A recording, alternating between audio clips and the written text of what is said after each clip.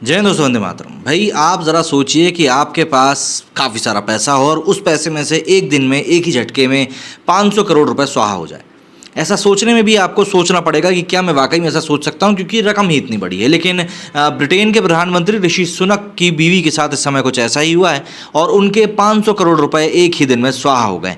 इन सब चीज़ों के बीच में ऋषि सुनक की जो इनकम है उसके ऊपर भी इस समय उन्हीं के देश में, जिस देश के वो प्रधानमंत्री हैं, काफ़ी सारे सवाल निशान खड़े हुए हैं। और इन सब चीज़ों के बीच में इस तरीके से उनकी बीवी की संपत्ति में से 500 करोड़ रुपए हवा हो जाना वाकई में एक चिंताजनक बात है।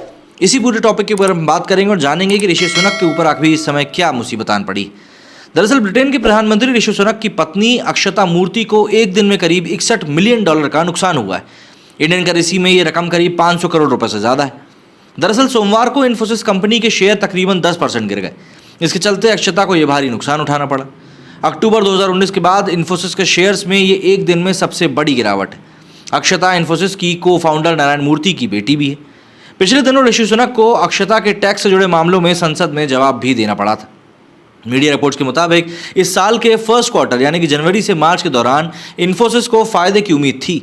हालांकि मार्केट का मिजाज बदला और नफ़े की उम्मीद में नुकसान में बदल गई और यही वजह है कि अक्षता को भी करीब 500 करोड़ रुपए से ज़्यादा का घाटा सहन करना पड़ा, और वो भी सिर्फ एक दिन की ट्रेडिंग के दौरान।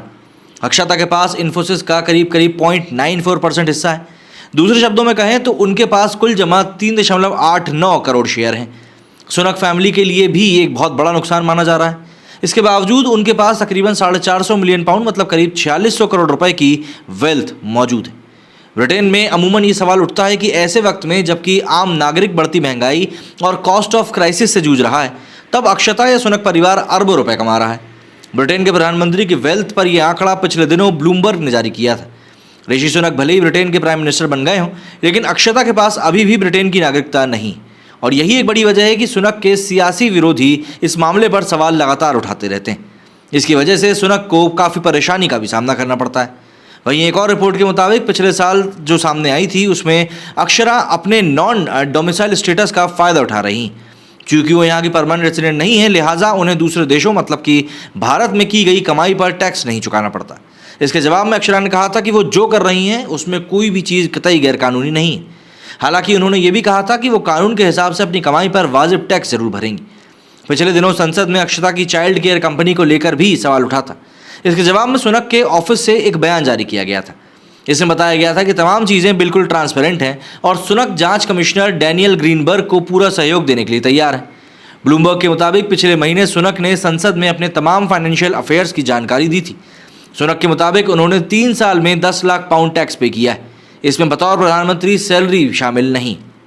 ब्रिटेन में रहने के बाद भी अक्षरा ने भारतीय नागरिकता नहीं छोड़ी। इस वजह से वो ब्रिटिश नागरिक नहीं है। ब्रिटिश कानून के मुताबिक अक्षता को ब्रिटेन के बाहर से होने वाली कमाई पर कोई टैक्स नहीं देना पड़ता है। ब्रिटिश नागरिकों को ये टैक्स देना पड़ता है, और यही वजह है कि इसके विरोधी, सुनक के विरोधी जो हैं, वो सुनक और अक्षता पर लगातार सवाल उठा रहे हैं।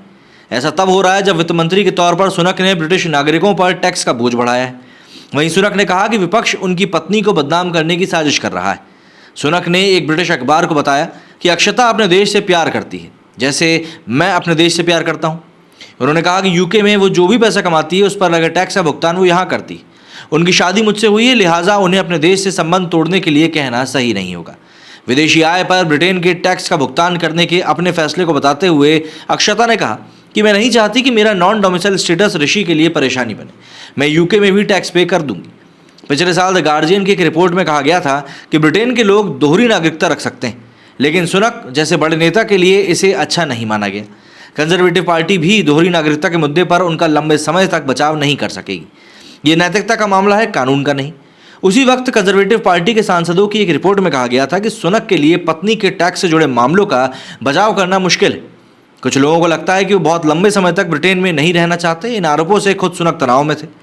उन्होंने माना था कि चांसलर बनने के 18 महीने बाद तक उनके पास अमेरिकी ग्रीन कार्ड था। हालांकि उनका दावा था कि अक्टूबर 2021 में उन्होंने ये स्टेटस लौटा दिया था। मिरर के एडिटोरियल में लिखा गया था कि ऋषि सुनक उलझे हुए शख्स हैं। उन्होंने गरीबों पर तो टैक्स का बोझ डाल दिया, लेकिन पत्नी अक्षता को अब तक टैक्स के दायरे में नहीं ला सके। ये दोहरा मापदंड और नो टैक्स स्कैंडल है। 40 साल में पहली बार इतनी महंगाई है। अक्षता को ब्रिटेन की महारानी एलिजाबेथ से भी ज़्यादा अमीर बताया गया था। उनके पास इन्फोसिस के तकरीबन $1 बिलियन के शेयर हैं। क्वीन एलिजाबेथ के पास $460 मिलियन की प्रॉपर्टी थी। उनकी गिनती यूरोप की सबसे अमीर महिलाओं में होती थी। यूक्रेन पर हमले के बाद ब्रिटेन ने रूस पर व्यापारिक प्रतिबंध लगाए, लेकिन भारत ने ऐसा नहीं किया। इन्फोसिस कंपनी में अक्षता के करोड़ों रुपए के शेयर भी हैं। ये कंपनी अब भी रूस में बिजनेस कर रही। इसे लेकर भी ब्रिटेन में सुनक और अक्षता का काफ़ी ज़्यादा विरोध हुआ था। इस समय सीधी सी बात यही है कि ब्रिटेन के प्रधानमंत्री ऋषि सुनक के लिए कुछ भी हालात ठीक नहीं है, और जिस तरह के हालात बनते आ रहे हैं, हो सकता है आने वाले दिनों में उनसे और भी ज़्यादा जवाबदेही करी जाए। लेकिन इन सब के बीच में भले ही ऋषि सुनक की बीवी अक्षता के पास में करोड़ों अरबों रुपए के शेयर मौजूद हों, लेकिन 500 करोड़ रुपए एक दिन में उड़ जाना ये कोई भी नहीं झेल पाता। मेरे स्टूडियो फिलहाल इतना ही। जय हिंद, जय भारत।